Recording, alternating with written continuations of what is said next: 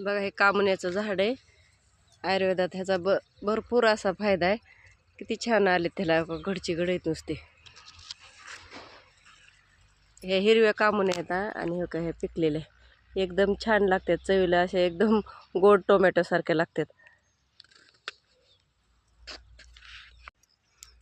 कसे गोसची गोस उगं लकडून गेलेत. पिकल्यावर छान लागते एकदम मस्त चवदार चविष्ट लागते उगं. हे डिमुन्याचं झाड आहे.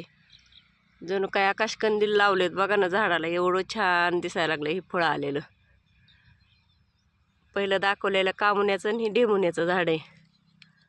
मला बरेच दिवस झाले व्हिडिओ बनवायचा होता पण काय मला कामानं बनविणं झालं नाही. किती छान किती फळ आलं ह्याला.